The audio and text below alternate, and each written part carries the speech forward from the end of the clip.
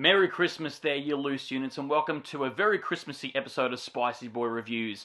I'm, of course, your host, Andrew Iles. Hope you've been looking after yourselves, looking after each other, pulling your heads in and all that jingle.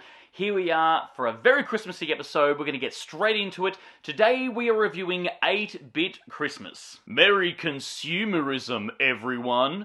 Let's go back to a better time, to the peak of human civilization, the 80s.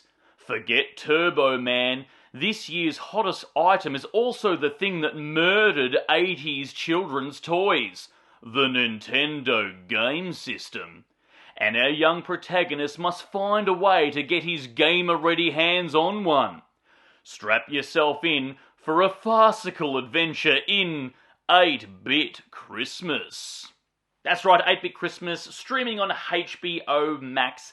It's directed by Michael Dowsey, who is known for directing the movie Goon, What If, not the Marvel shit, and Stuber. Here we have Barney Stinson spending Christmas Eve with his daughter, who is constantly complaining about getting a smartphone for Christmas. Kids. You know, I haven't heard the Twitter mob getting all up in arms and angry about an openly gay actor playing a straight white male. Funny that. I'm sure we would have heard from that mob if it was the other way around, though. Here we get the Princess Bride treatment, where Doogie Howser tells his daughter of the tale of the year that he really wanted the iPhone of the day, a Nintendo gaming system. Then we flash back to the 80s, where we see our younger protagonist and his archetype Goonie gangs of friends. The kids here live a harder, harsher lifestyle and, rough days in the schoolyard, proving once again that 80s kids weren't pussies. They all spend their evenings outside the local rich kid's mansion, begging to get in so they can play his Nintendo gaming system so they escape their lower class lives. Or at least watch the rich kid play the Nintendo while he belittles them. You know, pretty much what Jeff Bezos does to his warehouse workers on their lunch break. Things go tits up, however, when the rich kid's family pet is severely injured because of an accident while the kids are there.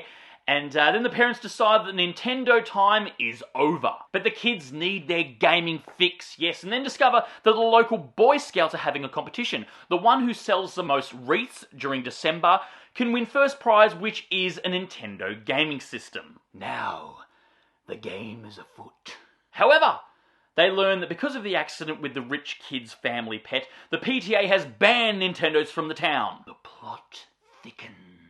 Because if society has taught us anything, if rich people are inconvenienced, everyone else has to suffer. For those of you who are unaware who the PTA is, it stands for Parent-Teacher Association. In the 80s, they tried to kill all the fun and ban everything that everyone liked. So pretty much the same thing as a super woke Twitter mob or protesting vegans. Cancel it all! All fun must go! We meet our protagonist's family here, and the relationship between them really works. The actors are fantastic, the chemistry is off the chart, and the film doesn't shy away from their lower middle class penny-saving lifestyle. All the feels from my childhood. His father here is played by Steve Zahn, who is the Mr. Fix-It, grumpy blue-collared dad. His mum played by June Diane Raphael, who is a working-class coupon-clipping mum. And Bella Luna Resnick, who is the antagonist, clever, conniving little sister, who herself, this Christmas, really wants a Cabbage Patch doll, which were the Tickle Me Elmos of the day. The film clearly is from the perspective of the kids.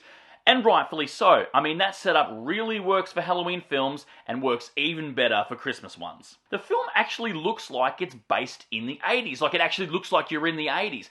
It wasn't over the top. It's almost like the filmmakers grew up in that era, or at least looked at some photos from that era and adapted it to screen. No fucking DeLoreans, no prime-coloured suit jackets with the sleeves rolled up, no moosed-up hair or gelled hair. See modern movies, it can be done. The climax was really fun too, becoming a stealthy heist style plan of attack to obtain the sacred Nintendo. There's nice, quick editing, lots of referential humour. It wasn't laugh out loud per se, but to myself it was a bit of a chuckle fest.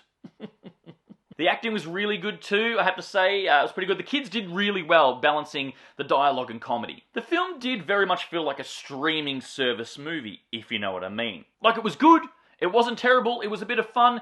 The direction was a bit all over the place at times, but yeah, it was fun, but far from epic. And the film definitely leaned heavy in the theme of parenting and connecting with a loved one, specifically between father and son. And being a Christmas movie, that's perfect. It's really sweet at times, a little bit sappy here and there, but the message of the movie really shone through of what the true meaning of Christmas is all about. The movie, think about it's The Wizard and Jingle All the Way meets A Christmas Story. I never really begged for a specific Christmas toy when I was a kid. I think the one time it was a Ninja Turtles van, which I eventually got.